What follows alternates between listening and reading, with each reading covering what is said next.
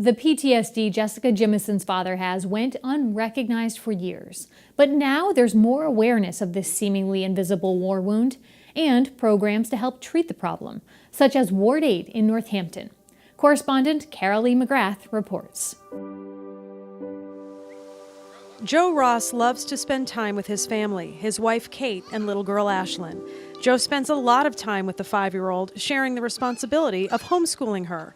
He's grateful for the freedom to be able to do that, and in fact, spent his military career protecting freedom at home and abroad. I joined because I wanted to do something for the country, and I wanted to, protect another guy fighting at my side. So of course 9/11 happened, and it just made it more of a reason. Joe enlisted in the Army Reserves in 1998, serving in the 94th MP Company, or military police, based in New Hampshire. He served in Iraq from 2003 to 2004, and then again from 2009 to 2010, this time in a National Guard unit based in Ware. For that first Iraq deployment, it was challenging, it was busy, it was scary, it was nonstop. It was like no time to breathe, no time to really think. Nothing really kicked in until you finished and you came home. What kicked in at home, he says, were the thoughts, the what-ifs, and the flashbacks of the battlefield. He says he still replays the day when he lost his colonel. We wanted to go, and we kept on being told to stand our ground and wait. I had to sit there and hear it all on the radio. I could hear the gunfire and the chaos in the background. I could hear his emotions calling over the radio. Joe didn't recognize his PTSD right away, but one day, when driving in his car with his wife, they were nearly hit by another vehicle. He says it triggered something. I got back into the car, I was heated and sweating. We started to leave, and that's when Kate said, "What just happened?" And I said, "I don't know." Joe, who has a service dog named Monroe, sought help at the VA in Leeds. There he found a program called Ward 8, a 6-week inpatient program to help veterans suffering from PTSD. It also helped his wife, Kate, understand what was happening. As I became more aware of it and talking to people up at Ward 8 with the program, it kind of shed some light on a lot of what he's been through. Dr. Scott Cornelius is a clinical psychologist with the VA Central Western Massachusetts healthcare system. Dr. Cornelius says the program offers follow-up outpatient sessions. He says veterans come in from all over the country for treatment. One of the benefits that we have on this unit is that they are surrounded by other veterans who have been through war situations like they have. So they have this built-in kind of community that already gets them. 74-year-old Preston Hood certainly gets what Joe Ross is facing. I can remember an incident when I got off in our C-130 coming back.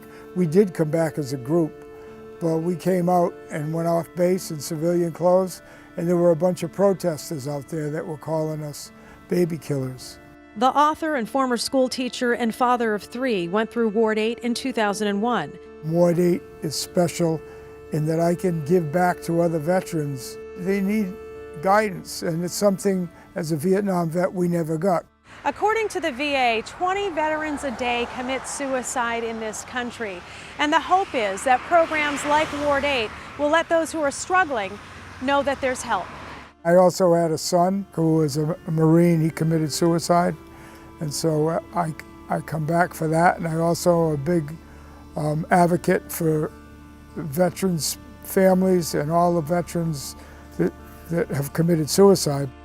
We lost this veteran about a year and a half ago to opiate overdose. Randy Wessels, a peer support specialist at the VA, served in the Army National Guard from 1998 to 2004 and was deployed to Bosnia.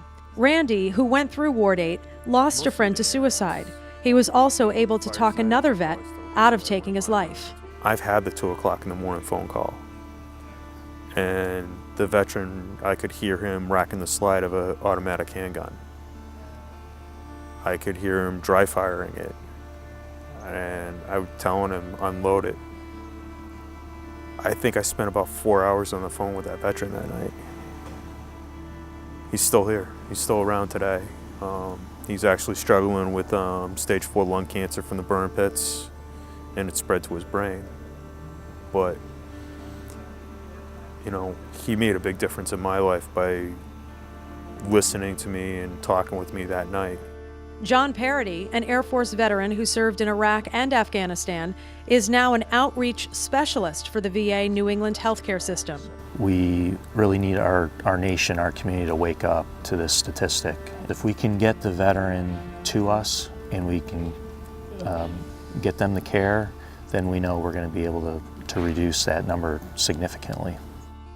Joe Ross says he's proud of his service and proud of the people he served with, and continues to work on the issues that followed him home. It changes you. You come back a different person. You don't expect it. You want to go back to the old Joe Ross. You want Joe Ross again, you know, because we put on a face and you smile and you live life, but you're not living life. You're hiding, really.